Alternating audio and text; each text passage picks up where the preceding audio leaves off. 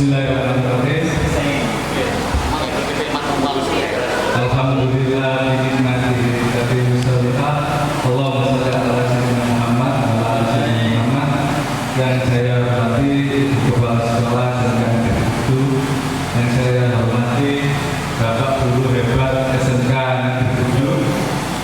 Di sini saya akan memulai presentasi implementasi budaya positif. Sebelum saya implementasi, saya akan melakukan ice breaking. Saya akan bercerita, nanti saya dilanjutkan sama Bapak Ibu dengan kata-kata yang terakhir. Di dekat rumah saya itu ada orang jualan lontong kupang. Enak sekali.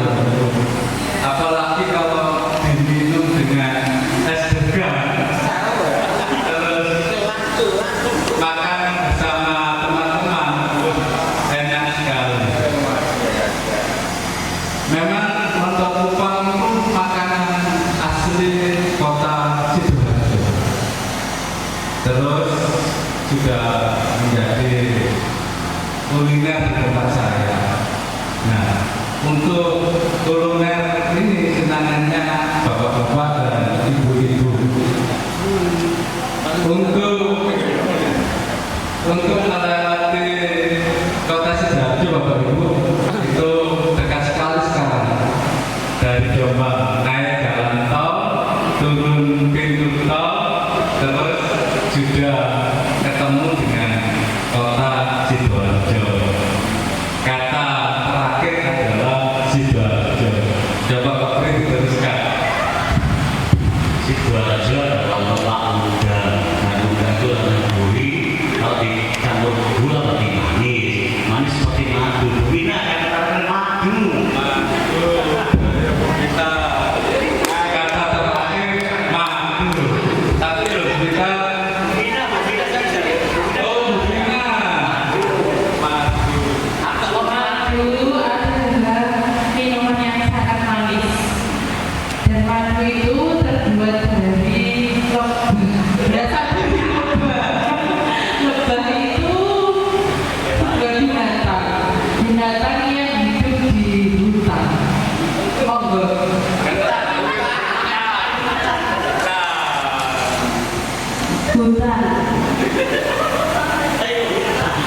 Hutan adalah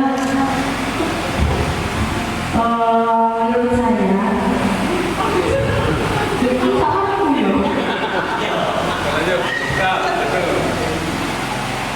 banyak pohon besar, kadang ada binatang buas, kadang ada binatang tidak buas Pak Zed. Oh iya tidak buat. Sudah. Pak Zed, bedanya madu asli sama madu palsu apa Pak Zed? Kalau madu asli meningkatkan stamina. Kalau madu tidak asli stamina perlu ditingkatkan. Kalau madu asli itu Pak Jaya, kalau dibawa pulang itu istrinya Pak Pri marah-marah.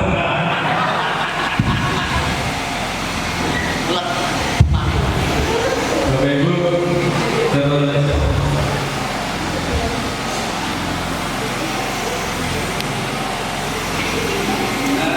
kalau Bapak Ibu melihat gambar seperti ini, gajah naik becak, kelihatan gambarnya. Siapa yang bisa? Silakan. Gajah naik becak. Bu Sri, silakan. Kelihatan bohongnya. Tadi sudah melihat PPT saya dari bohongnya.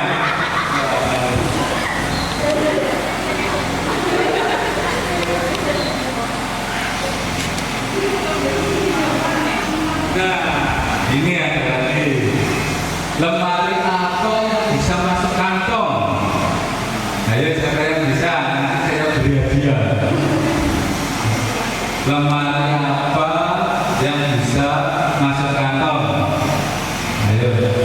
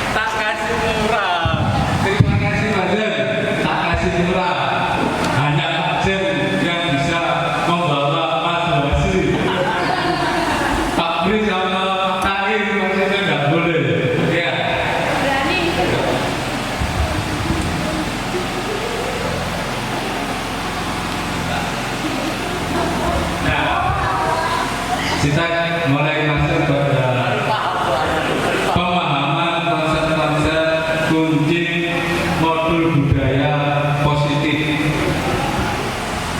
Kalau kita melihat budaya positif itu apa ya yang ada di benaknya Bapak Ibu ya? Budaya positif di sekolah. Apa yang ada di benaknya Bapak Ibu? Pak Pri bisa diberikan pemikirannya tentang budaya positif.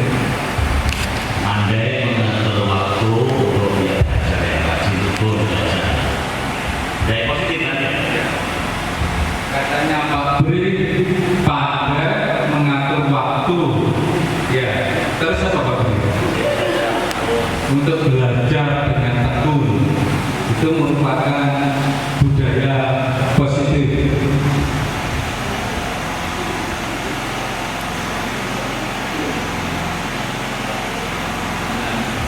Bapak Ibu, dalam materi ini kita akan belajar disiplin positif dan nilai-nilai kebajikan universal. Nilai-nilai kebajikan universal itu belum tentu yang baik di sini itu baik di tempat lain. Dulu itu waktu sekolah kita pakai sepatu putih itu tidak apa-apa dulu waktu saya sekolah. Tapi sekarang itu kalau anak-anak pakai sepatu putih itu langsung diambil sama Pak Nan, ya. Berarti kebajikan universal itu kebajikan secara menyeluruh. Terus perubahan paradigma belajar, motivasi perilaku manusia, kebutuhan dasar manusia, posisi kontrol restitusi, keyakinan kelas dan segitiga restitusi.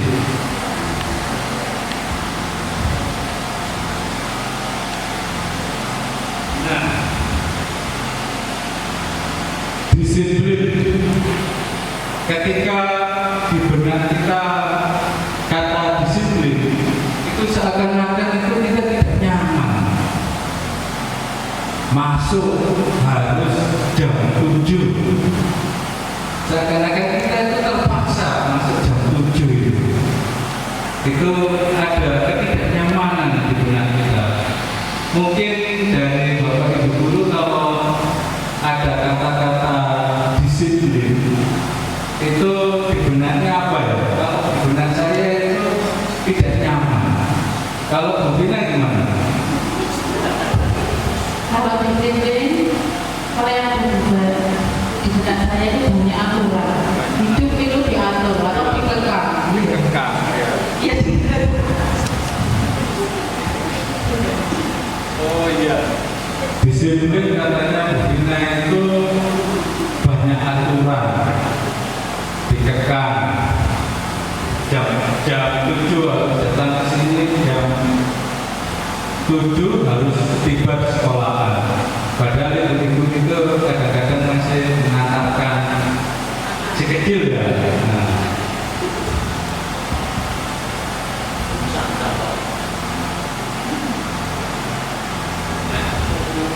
Disiplin itu berasal dari kata lain disiplina yang artinya belajar. Nah, kata belajar itu kita bisa mengartikan disiplin adalah menggali potensi untuk menuju sebuah tujuan. Kalau kita berangkat jam 7, berarti tujuan kita adalah memberi teladan kepada murid-murid kita. Ya, guru tidak hanya menyuruh peraturannya harus murid-murid harus jam 7 datang ke sekolah, tapi gurunya datangnya jam 8. Nah, itu tidak betul. Kita harus ada motivasi yang tumbuh dari diri kita untuk menjadi tauladan bagi siswa kita. Namun dalam budaya kita, makna disiplin itu lebih berubah menjadi sesuatu yang dilakukan seseorang pada orang lain untuk mendapatkan kepatuhan. Seperti anak-anak harus tepat waktu mengumpulkan tugas. Seakan-akan anak-anak itu harus patuh kepada kita. Terus disiplin dengan ketidaknyamanan, bukan dengan apa yang kita hargai atau kita mencapai suatu tujuan mulia. Ketika kita datang jam 7, itu tujuan kita itu adalah salah satunya memberi tauladan kepada siswa kita. Untuk disiplin selain datang tepat waktu, kita harus masuk kelas juga tepat waktu.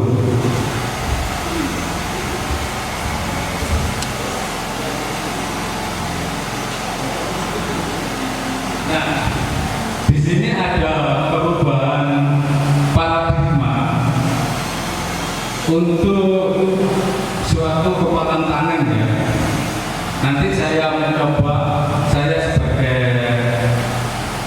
si A, saya akan mengambil kertas, nanti Pak B sebagai si B untuk meraih saya, supaya gimana saya bisa melepas.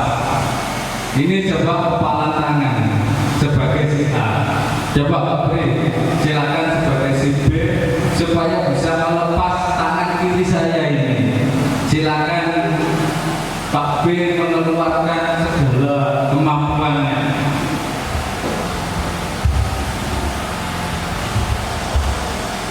Untuk misalkan kalau dia mau pergi haji, ketika di naik pesawat, itu kan pasti pengenalannya beda-beda begini. Oh, ada juga. Kalau iya kan harus jalan menghormat misalnya betul ya, dua telapak tangan kanan kiri. Iya.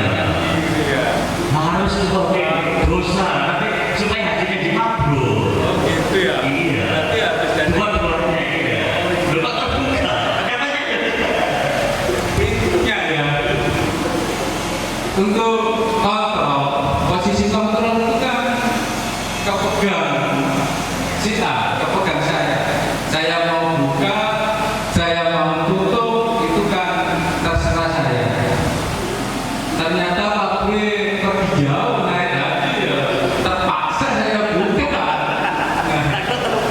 Terpaksa saya buka. Nah, berarti kontrol itu ada pada diri kita. Apapun peraturannya yang ditetapkan di sekolah, tetap posisi kontrol ada pada diri kita.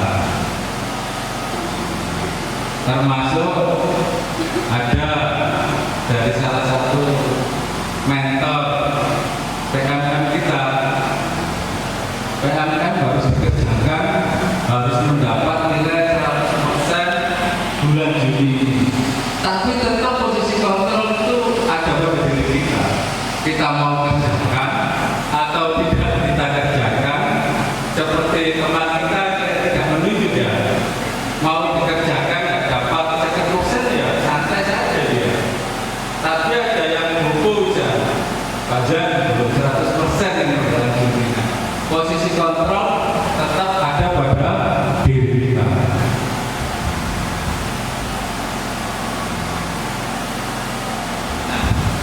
Perubahan paradigma belajar. Stimulus respon, kita mencoba mengubah orang berpandangan seperti dengan kita. Itu stimulus respon. Tapi teori kontrol pilihan, kita berusaha memahami pandangan yang orang lain tentang dunia. Kita tidak bisa untuk merubah orang lain seperti diri kita. Seperti teman-teman yang ada di jurusan itu ya,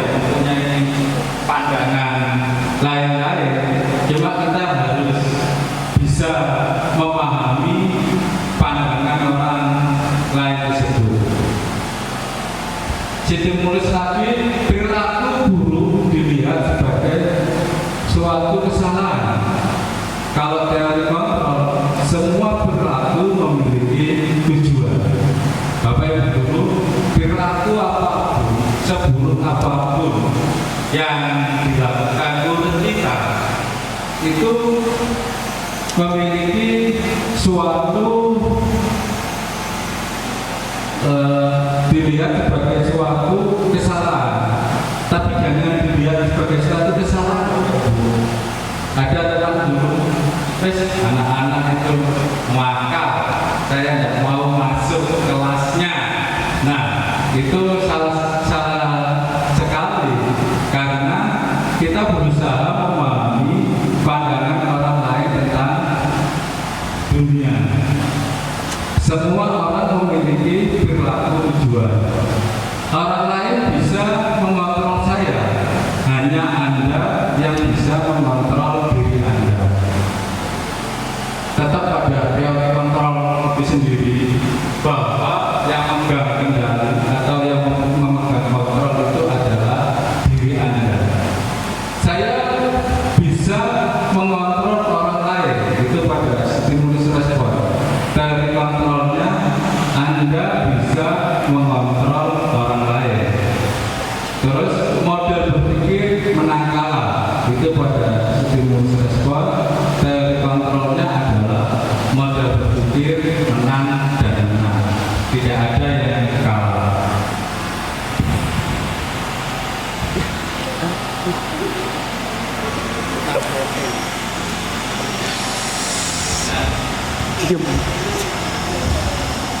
Nilai-nilai kebajikan universal. Nilai-nilai kebajikan adalah sifat positif manusia yang merupakan tujuan mulia yang ingin dicapai setiap individu. Nilai-nilai tersebut bersifat universal dan lintas bahasa, artinya dari bahasa apapun, berbangsa, agama maupun dari latar belakang. Nilai-nilai kebajikan yang ingin dicapai oleh setiap anak Indonesia kita itu adalah nilai-nilai yang sesuai dengan profil pelajar Pancasila atau 6 komponen pelajar Pancasila. Bapak Ibu bisa menyebutkan 6 komponen pelajar Pancasila. Saya minta bantuan Bu Sri. 1. Beriman, berdasarkan mulia. 2. Mandiri, nalar kritis, berbineka tunggal global, gotong royong dan kreatif. Pintar sekali. Ya, itu 6 komponen pelajar, 6 komponen profil pelajar Pancasila. Kita harus bisa menjadikan peserta kita menjalankan 6 komponen profil pelajar Pancasila. Yang pertama, beriman, bertakwa kepada Tuhan Yang Maha Esa, serta berakhlak mulia. Terus bisa mandiri, bernalar kritis, berbindikaan global, bergotong royong dan kreatif.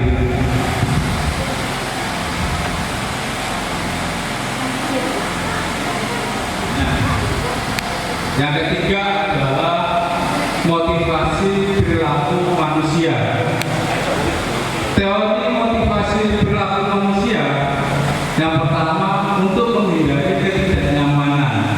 Apa yang akan terjadi apabila saya melakukannya. Terus ada 2, untuk mendapatkan imbalan dari orang lain. Apa yang akan saya dapatkan apabila saya melakukannya. Itu termasuk motivasi eksternal, karena kita melakukan masih mengharapkan imbalan orang lain. Dan yang ketiga adalah usaha menghargai diri sendiri. Saya akan menjadi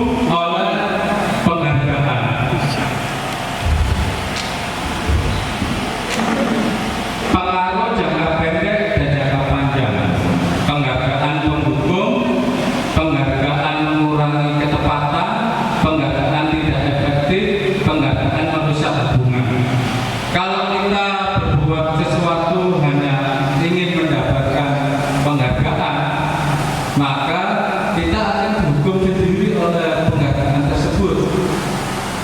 Karena penghargaan itu bisa tidak efektif atau penghargaan itu merusak hubungan. Maka setiap apa yang kita lakukan itu jangan mengharapkan suatu penghargaan.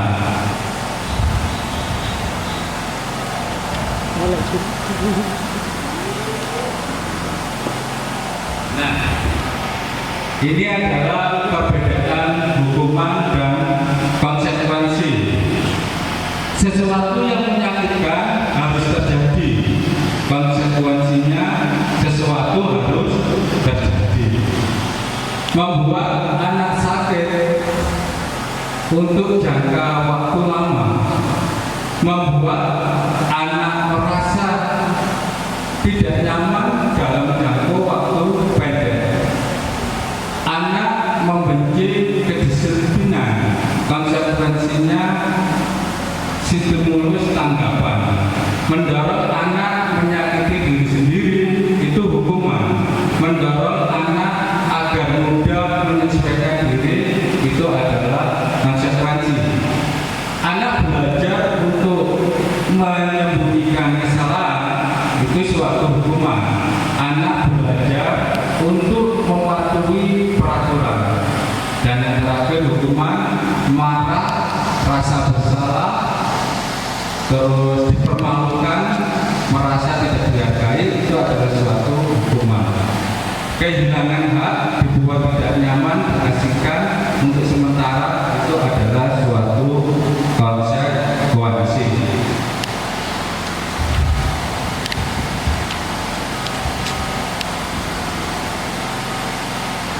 Nah, yang kesembilan adalah ciri-ciri restitusi. Bukan untuk yang pertama, bukan untuk menebus kesalahan, namun untuk belajar dari kesalahan, memperbaiki hubungan, tawaran bukan paksaan. Restitusi menuntut untuk melihat ke dalam diri. Restitusi mencari kebutuhan dasar yang mendasari tindakan. Restitusi diri adalah cara yang paling baik. Restitusi fokus pada karakter, bukan tindakan. Restitusi fokus pada solusi untuk mencari jalan keluar. Restitusi mengembalikan murid yang berbuat salah pada kelompoknya.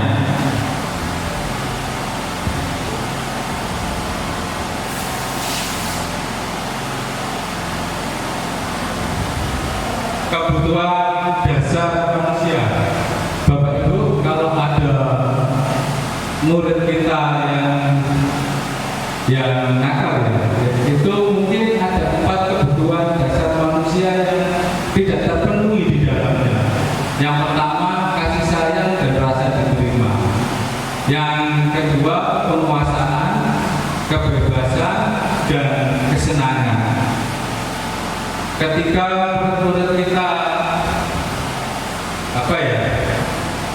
biasanya untuk mencari suatu perhatian dari Bapak Ibu guru, itu mungkin rasa kasih sayang dan rasa diterimanya itu tidak ada, karena mungkin kebanyakan murid kita itu ayahnya kerja di luar negeri, ibunya kerja di Surabaya, dia tinggal di rumah sama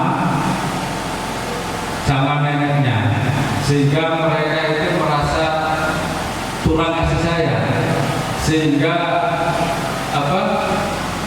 untuk membuat dirinya diperhatikan oleh Bapak Ibu guru.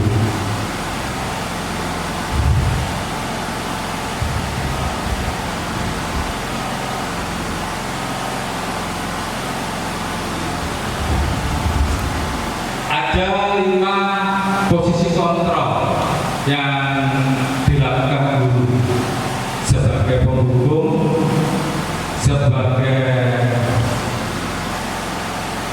pembuat rasa bersalah, sebagai teman, sebagai manajer, dan sebagai pemantau. Idealnya ya sebagai manajer. Cuma ada kasus-kasus tertentu kita harus bisa menempatkan apa kita sebagai pemantau, apa kita sebagai teman, ya, tapi jangan sebagai penghukum atau sebagai pembuat rasa bersalah. Itu adalah tindakan gagal. Kita kalau bisa ya sebagai manajer untuk membuat anak-anak sukses. Nah, tindakan institusi itu biasanya dilakukan dulu sebagai manajer. Nah, penghukum membuat rasa bersalah itu bisa membuat anak-anak tidak nyaman dan tidak mau merubah sikapnya, malah anak-anak itu tidak berbuat baik kalau kita hukum. Dulu sebelum saya mengenal 5 posisi kontrol ini, kalau ada anak yang merasa menyakitkan saya, waduh, bisa saya jewer atau saya maaf saya beritahu. Ketika sudah mengenal 5 posisi kontrol, berarti saya harus bisa menerapkan 5 posisi kontrol ini di dalam kelas.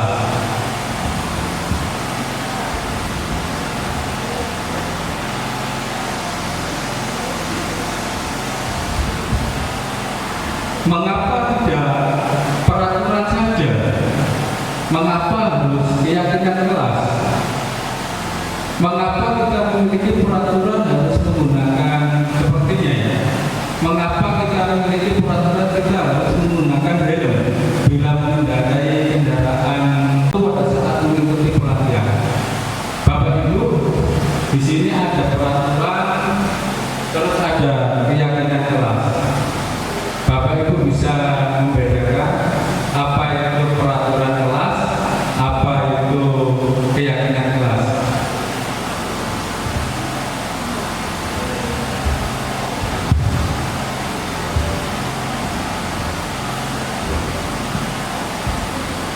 Perbedaan antara peraturan kelas dengan kelas. Kalau peraturan kelas itu kalimatnya itu panjang dan ada juga kalimat, masih ada unsur kalimat negatif yang digunakan. Sedangkan keyakinan kelas, kata-kata yang digunakan adalah kata-kata positif yang merujuk pada nilai-nilai kebajikan, karena diharapkan siswa tersebut bisa meyakini apa yang telah mereka tuliskan dan bertanggung jawab untuk melaksanakan keyakinan kelas tersebut. Demikian dari saya. Terima kasih Bu Fatih, jawabannya baik. Perbedaan antara keyakinan kelas dan peraturan saja. Saya bisa garis bawahi, untuk peraturan itu biasanya guru atau sekolah membuat sendiri dengan tidak melibatkan anak-anak. Kita buat peraturan masuk dan sekian berbaju ini, itu peraturan searah aja. Kalau keyakinan kelas itu kita buat dengan anak-anak. Peraturan di kelas kita buat kesepakatan kelas dulu, baru kita ubah menjadi keyakinan kelas. Mereka membuatnya sendiri, terus kita tuliskan, terus kita buat keyakinan kelas.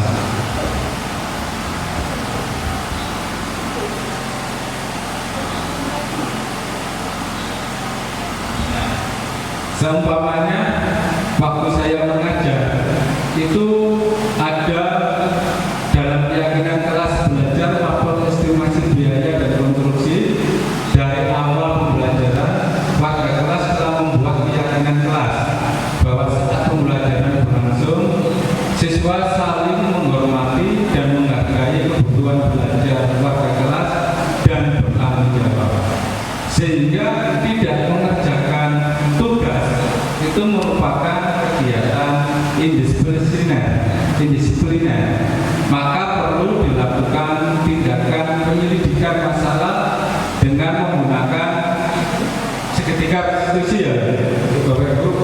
Jangan menghukum, jangan membuat rasa bersalah, tapi menggunakan seketika restitusi.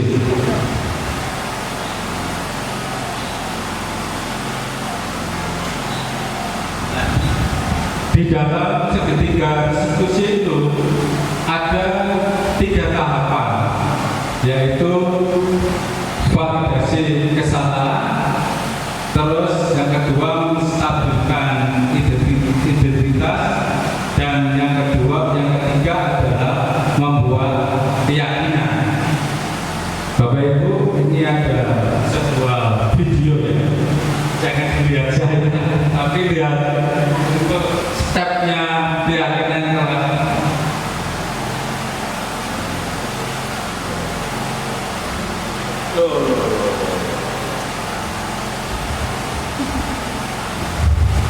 Nah, ini suatu keyakinan untuk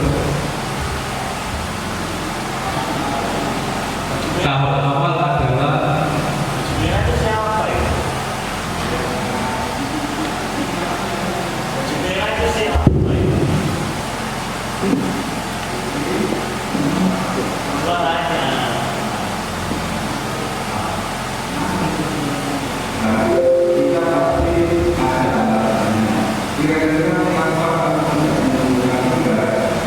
tahap pertama yaitu untuk menstabilkan kesalahan.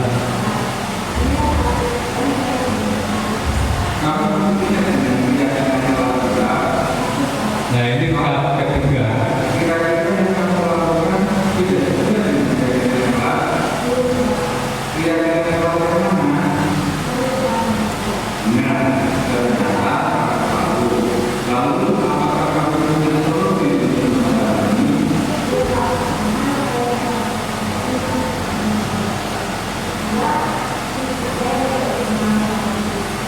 Nah, untuk tahap ketiga anak-anak melakukan keyakinan kelas.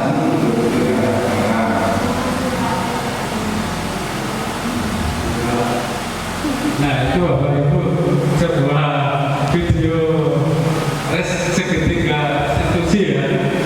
Nah, terus ada umpan balik ini dari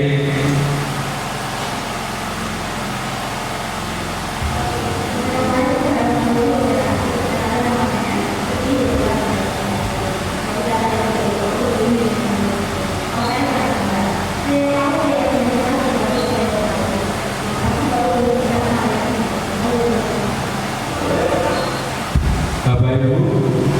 Kalau anak kita melakukan kesalahan terus kita restitusi, itu dia akan tidak malu untuk gabung dengan kelompoknya.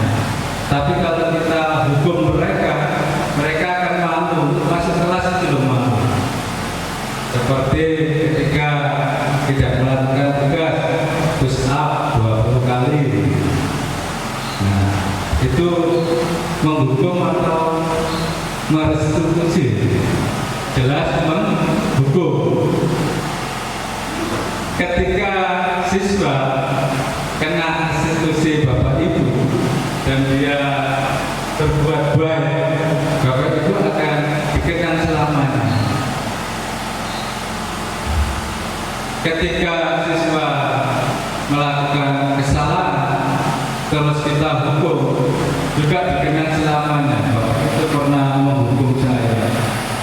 Dulu waktu saya SMK itu saya pernah dihukum gara-gara main basket. Itu lemparan jarak jauh ya. Bola basket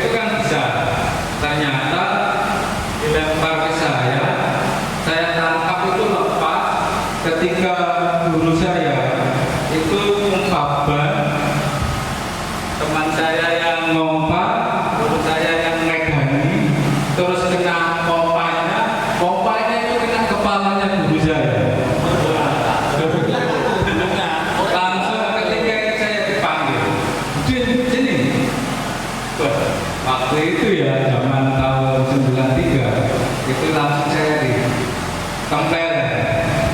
Tapi ketika saya kuliah S1 di Indonesia, ternyata guru saya ikut kuliah. Waktu itu kan guru saya kan masih D3 ya. Itu waktu itu saya tidak tahu. Ternyata depan saya itu guru saya yang nempelin saya waktu ujian UAS. Terus bilang, kasih contoh. Saya bilang, tidak bisa saya. Nah, karena waktu itu dia mendukung, dia teringat dengan dukungannya, sehingga dia tidak mendukung atau melakukan restitusi, ya saya beri contoh. Nah, ternyata ya tidak saya beri contoh Bapak Ibu, itu saya masih terkenal sekali.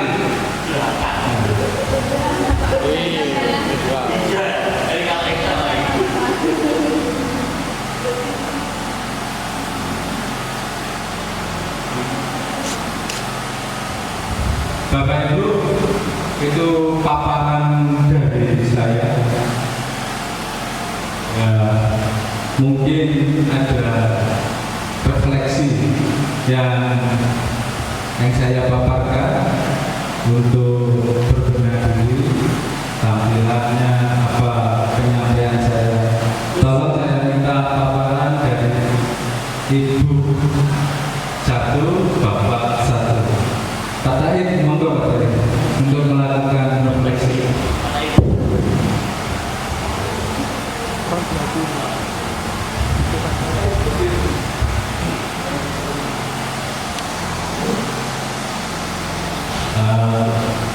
Terima kasih bagi saya mengenai rumah wajib dan restitusi itu hal yang baru.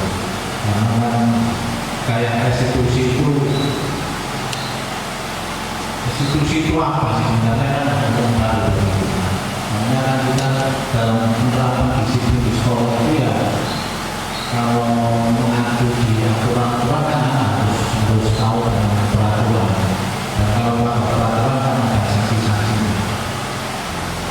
Selama yang saya alami itu kan mungkin kalau anak-anak peraturan harus mengakui poinnya sampai sekian dia harus menerima konsekuensi, mungkin harus diskors atau gimana. Tapi kalau saya lihat dari paparan restitusi yang disampaikan Pak Adin ini, namanya untuk penanganan dengan model yang sekarang itu harus beda. Apakah yang jadi pertanyaan juga bagi saya itu bisa enggak, ya mau dan mau harus bisa untuk melaksanakan itu. Kalau itu suatu yang baru, ya kita harus menerima. Dan resiko atau konsekuensi yang kita lakukan, yang kita terima dengan melakukan restitusi itu juga akan berisiko dengan penanganan di lembaga di mana kita bekerja, di mana kita mengajar. Jadi mungkin bukan hanya juga saya secara pribadi atau guru yang lain, mungkin juga bagi anak-anak juga akan merasakan bahwa penanganannya tidak seperti biasanya, tidak seperti dulu atau bagaimana. Dan itu perlu, kalau saya perlu penerapan yang tidak reaksioner atau revolusioner, baru kita harus sedikit. Kalau istilah biologinya pakai ya evolusi lah pelan-pelan gitu. Tapi kalau memang ini diterapkan di sekolah ya memang harus diterapkan pelan-pelan. Mungkin ada program. Saya secara pribadi senang dengan adanya restitusi ini. Jadi karena wawasan baru juga pengetahuan baru. Karena nanti hubungannya dengan apa yang kita sebagai apa tadi itu yang dilakukan, ada 5 kontrol yang harus kita lakukan, yang harus kita kabulkan. Mungkin kita hanya sebagai manajer atau teman atau apa, mungkin sekali-sekali sebagai pendukung kalau ini diterapkan. Terima kasih, ilmunya banyak sekali. Terima kasih Pak Taib atas refleksinya. ini ada Dr. Supriyatno untuk memberikan referensinya. Terima kasih Wadim yang terakhir ini bahwa Wadim memberikan dia satu saya pribadi adalah merupakan sebagai pertama ilmu karena Takdir dan Pak Udin ini dua rekan, dua sejawat, dua sahabat yang aktif di hidup penggerak. Saya ini program pemerintah yang pasti dijalankan.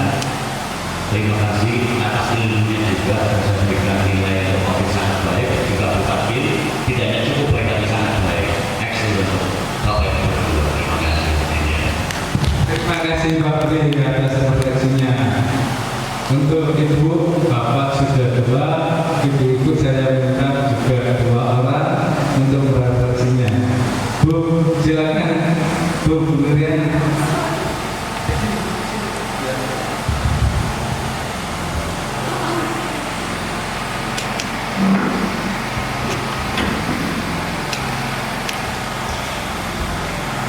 Terima kasih atas waktu yang diberikan. Menurut saya apa yang disampaikan Pak Udin itu sangat baik dan bisa memotivasi kita untuk menjadi pendidik yang lebih baik lagi ke depannya. Gitu ya. Harapannya dari apa yang sudah kita pelajari hari ini yang disampaikan oleh Pak Udin hari ini bisa membawa kita untuk membentuk suatu kelas yang kondusif sehingga anak-anak nyaman dalam proses pembelajaran, tidak merasa tertekan ketika proses pembelajaran, sehingga pembelajaran bisa berjalan dengan baik dan menyenangkan bagi siswa. Terima kasih. Terima kasih Bu Nur atas refleksinya. Tinggal satu lagi. Bu, bisa? Enggak?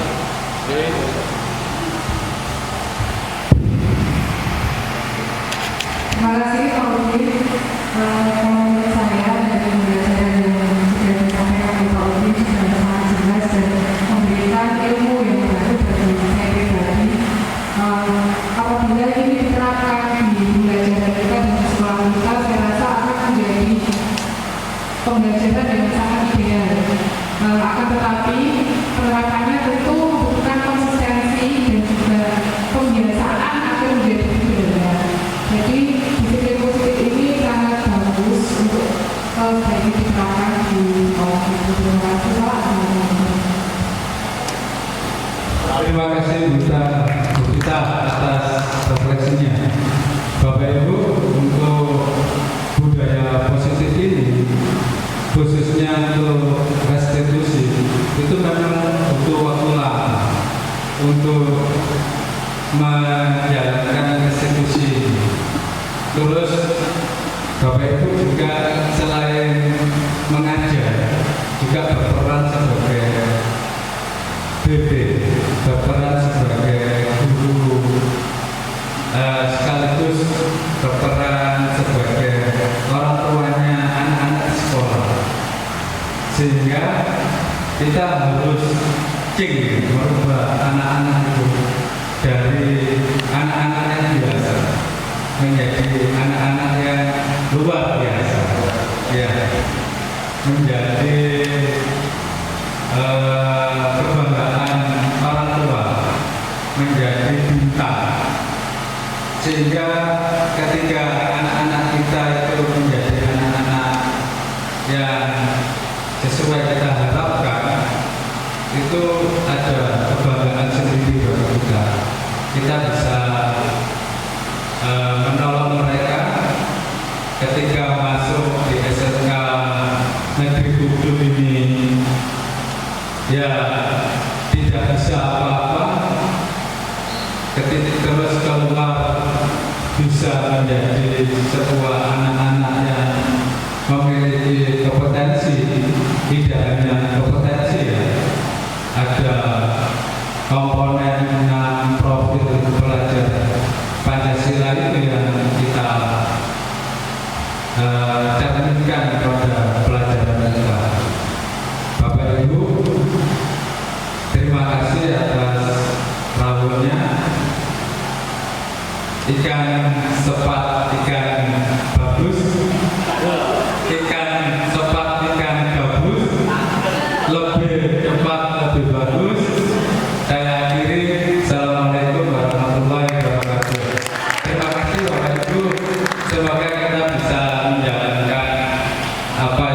kita peroleh hari ini.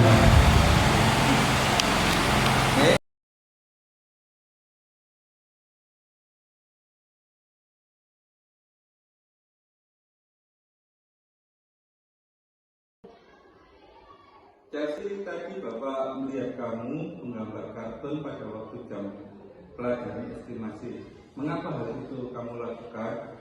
Ya Pak, maaf. Untuk mengusir kebosanan, saya menggambar kartun Pak. Ada gambar yang lain? Saya sebenarnya tidak bermaksud menggambar kartun Pak, Tapi apa? saya lagi tidak membawa gambar tugas dinas saya Pak. Apa kamu sekarang tahu bahwa kamu sekarang dalam masalah? Iya Pak. Baiklah, Bapak di sini tidak mencari siapa yang salah, tapi Bapak di sini untuk mencari penyelesaian bersama. Mari kita berpikir bersama untuk memperbaiki situasi ini. Pasti menggambar kartun mengasihkan, bisa menghilangkan rasa bosan di kelas. Iya Pak. Ya, Bapak melihat kamu tadi sangat senang menggambar kartun. Tapi yang kamu lakukan itu merugikan orang lain karena temanmu terganggu melihat gambar kartunmu sehingga mereka tidak bisa fokus untuk belajar. Iya Pak. Sekarang mari kita bicarakan keyakinan kelas kita. Mana yang belum kamu lakukan? Kita harus saling menghormati Pak. Betul sekali. Kamu masih ingat dengan keyakinan kelas kita. Dengan menggambar kartun di komputer tadi, kamu sudah tidak menghormati orang lain dan dirimu sendiri. Tidak Pak. Nah, kamu tahu apakah kamu punya solusi untuk masalah ini? Iya Pak, saya minta maaf sama Pak Udin dan teman sekolah dan berjanji tidak mengulanginya lagi. Baiklah, permintaan maaf kamu Bapak terima. Dan sekarang kamu kembali ke kelas untuk melanjutkan pelajaran. Baik Pak, terima kasih. Assalamualaikum warahmatullahi wabarakatuh. Perkenalkan, nama saya Chelsea Novia Putri dari kelas 11 PKP 1. Ketika saya diajar Pak Khairuddin untuk memerankan sebagai siswa, saya sangat bangga dan saya tahu keyakinan kelas yang wajib saya patuhi. Terima kasih Pak Khairuddin. Wassalamualaikum warahmatullahi wabarakatuh.